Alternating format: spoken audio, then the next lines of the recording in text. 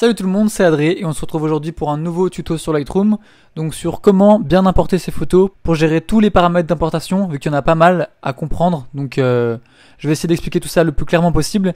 Je vais essayer aussi d'être le plus efficace possible, de pas faire une vidéo d'une demi-heure pour expliquer juste comment importer ses photos, donc quelque chose de concis, précis, clair, rapide, comme ça personne ne perd du temps.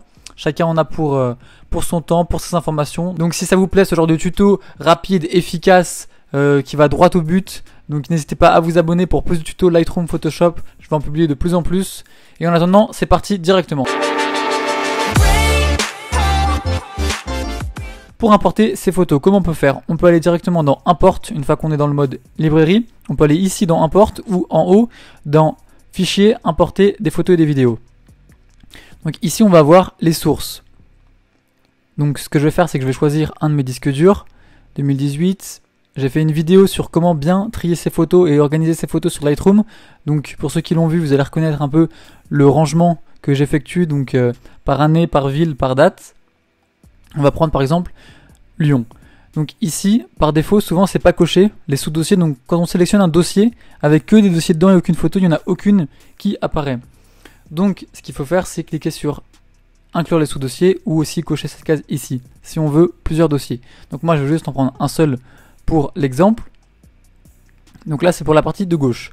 Donc en bas on a le nombre de photos et le nombre de gigas que ça prend. Ensuite ici on a plusieurs options. On peut les ajouter au catalogue, les déplacer, les copier et les copier en tant que DNG. Donc ça c'est un format RAW créé par Adobe. Donc moi ce que je conseille c'est de les ajouter parce qu'en fait les ajouter donc au catalogue parce qu'en fait justement les fichiers, les photos sont triés, vous les triez directement sur Finder, sur vos dossiers exactement, quand vous les importez vous-même. Donc vous mettez votre carte SD, vous les importez dans votre disque dur et vous les mettez au bon endroit, parfait là où il faut. Parce que ce qu'on peut faire aussi, c'est les déplacer ou les copier directement depuis la carte SD au disque dur. Mais c'est beaucoup plus long et beaucoup moins pratique que de le faire directement à la main une fois qu'on met la carte SD, qu'on importe, qu'on déplace les fichiers, qu'on met tout. Une fois que tout est bon, on a juste à les ajouter au catalogue et ils restent exactement là où on les a mis dans le disque dur. Donc moi c'est ce que je conseille de faire, ajouter. Ensuite ici c'est là qu'il y a pas mal d'options à bien comprendre, les previews, c'est ça qui est assez important. Donc il y a les previews minimales. Donc quand on choisit ça, ça va faire des previews très rapides et ça va permettre de voir en forme de grillage, de grid, comme on voit ici, de grille, toutes les photos. Donc là c'est pratique si on veut juste voir les photos en petit, mais dès qu'on va vouloir cliquer dessus pour les ouvrir, ça va mettre du temps à charger. Donc autre chose, il y a les fichiers directement enregistrés par l'appareil. Quand on prend des photos, même quand on shoot en RAW, l'appareil photo crée un JPEG pour pouvoir l'afficher sur votre écran d'appareil photo. Donc ces fichiers sont aussi enregistrés en information dans les RAW. Et donc là, il va charger les JPEG des photos. Donc ça va faire un chargement assez rapide pour une plutôt bonne qualité. Ensuite, il y a le standard. Donc il va créer le preview pour le plein écran. Donc pour que toutes les photos soient ouvertes en plein écran rapidement, sans chargement directement. Donc là ça prend déjà un peu plus de temps à faire et une taille un peu plus grande, mais c'est un bon compromis. Et moi ce que je recommande c'est les previews 1 sur 1. Donc ça c'est les previews qui mettent le plus de temps à charger et qui sont les plus grosses en termes de gigas, de taille de disque. Mais ça permet de pouvoir ouvrir ces photos et de zoomer dessus sans aucun temps de chargement une fois que tout a été chargé. Donc quand on importe ces photos et qu'on veut les trier, qu'on veut zoomer rapidement pour voir si c'est net, si c'est flou, si on veut recadrer ou quoi que ce soit, je trouve que c'est quand même beaucoup plus rapide que d'attendre 20 minutes à chaque fois, 15 secondes pour chaque photo. Donc je vais vous montrer de toute façon un exemple, vous allez voir comment c'est long. Donc voilà. Ensuite, on peut, quand on choisit copie, on peut faire une seconde copie quelque part si on a un autre disque dur de sauvegarde ou quoi que ce soit, mais encore une fois, je conseille pas de faire ça dans Lightroom, mais de le faire à la main autre part. Ensuite les collections, donc ça je vais en parler dans une vidéo spécifique aux collections, donc on en reparlera à ce moment-là. Donc c'est à vous, si vous savez déjà ce que c'est les collections, si vous les gérez déjà maintenant vous pouvez le faire. Si vous savez pas, y a pas de souci, on pourra les rajouter plus tard, donc aucun problème. Ensuite on peut appliquer donc des retouches, des presets de retouches directement pendant l'importation. Moi je m'en sers pas, mais si vous savez déjà quel type de retouche vous allez faire sur quel type de photo, vous pouvez peut-être, mais ça va sans doute être un peu plus long à utiliser. J'avoue je m'en sers pas. Et les metadata, donc ça c'est important, j'ai fait une vidéo pareil sur les metadata. Du coup pour avoir les copyrights, pour avoir le nom de l'auteur, pour avoir des informations sur la personne sur vous-même en fait, si votre photo se perd un peu sur internet, c'est assez important. Et les keywords, si vous voulez désélectionner des photos, en resélectionner, en maintenant Shift pour sélectionner tout ce qu'il y a entre, en cochant, en tapant escalier si vous avez envie d'avoir des mots-clés très spécifiques pour retrouver des photos très rapidement. Moi je m'en sers peu parce que vu que tout est trié par endroit, mois, année, mais c'est vrai que si on veut, si on a envie d'avoir une collection escalier, etc., mais encore une fois, on le fera sans doute dans les collections plus tard. Donc voilà, on sélectionne tout, preview 1.1 et les metadata activés et on importe. Ici, on va avoir deux barres de chargement qui vont arriver. Une barre qui va indiquer le chargement de l'importation des photos dans Lightroom et une barre qui va indiquer le chargement des previews 1.1. Donc il y en a une qui va, comme on va le voir, avancer beaucoup plus rapidement que l'autre. C'est celle de l'importation. Donc voilà, il a déjà fini. Il va tous me les afficher. Et ensuite, il va avoir les previews 1.1. Voilà, donc 4 sur 199. On va voir, c'est un peu long à faire. Il met environ 5-6 secondes par image en fonction du processeur, de l'ordinateur, de tout ça. Donc voilà, il en a fait 5. Donc je vous montre. Parmi les 5 premières, si j'en ouvre une, je double-clique dessus et je clique pour zoomer.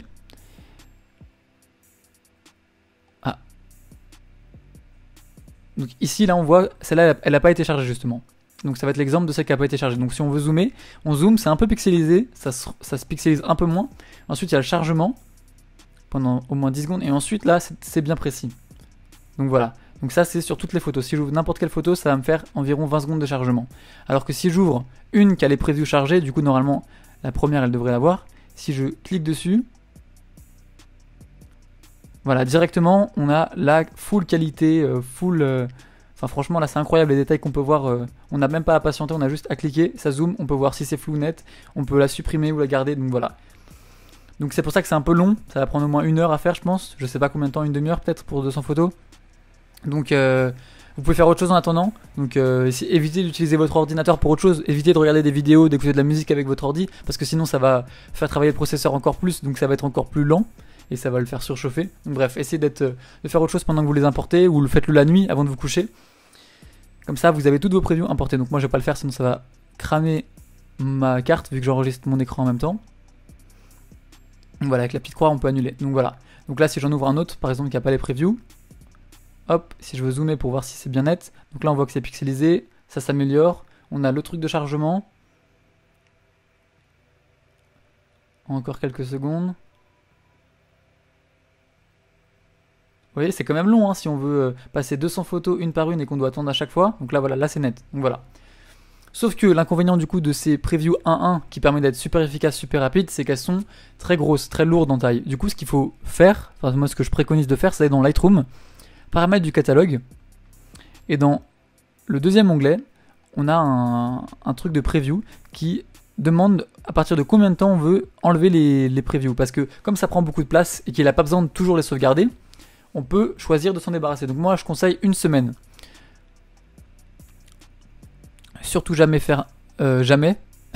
Parce que sinon toutes vos previews de toutes vos photos vont rester donc pour tout le temps. Et donc ça va faire un truc de 100, enfin mais des milliers de gigas. Donc dites-vous que là j'ai 7000 photos dans mon catalogue et ça fait déjà 11 gigas. Et sur mon catalogue moi perso j'ai 120 000 photos. Donc je vous laisse imaginer la taille monstre que ça prend. Du coup heureusement qu'ils suppriment les previews parce que sinon ça serait beaucoup trop. Donc là vous pouvez aussi choisir la taille donc de votre preview. Moi je mets à chaque fois au maximum. Preview quality, medium ça suffit largement. Donc voilà, après 1 semaine comme ça, à partir du moment où vous les importez dans Lightroom, vous faites charger vos previews 1.1 pendant 1-2 heures machin. Et là vous avez 1 semaine pour pouvoir trier vos photos une par une, zoomer, regarder tranquillement ce qui se passe. Pendant 1 semaine, je pense qu'une semaine ça suffit largement si vous êtes efficace. Et ensuite, toutes les photos, donc vous pouvez supprimer toutes celles que vous voulez pas, vous gardez celles que vous voulez, vous les retouchez. Et au bout d'1 semaine, je pense qu'une fois que tout sera trié, plus ou moins retouché, vous aurez plus besoin de zoomer sur toutes vos photos et de les faire défiler en zoom x4 quoi. Donc au bout d'1 semaine, c'est largement suffisant pour les supprimer en termes de preview. Donc voilà, je crois que j'ai fait le tour des paramètres d'importation. J'ai essayé d'être direct à l'essentiel. Donc si j'ai oublié quelque chose, n'hésitez pas à me dire. Si vous avez des questions, n'hésitez pas à me les poser. Si ça vous plaît ce genre de tutoriel efficace, direct, pareil, n'hésitez pas à vous abonner, à liker, lâcher un pouce bleu pour que je continue ce genre de tuto Lightroom, Photoshop, il y en a plein qui arrivent. N'hésitez pas aussi à partager. Si vous avez des potes qui commencent sur Lightroom, sur Photoshop et tout, qui ont besoin de conseils, n'hésitez pas à partager tous mes petits tutos, ça peut être pratique. Et donc voilà, si vous voulez retrouver mon travail, c'est sur Instagram et Twitter, Adrélanine. Donc voilà, j'espère que ça vous a plu encore une fois et on se retrouve pour une prochaine vidéo. C'était Adrélanine, à plus.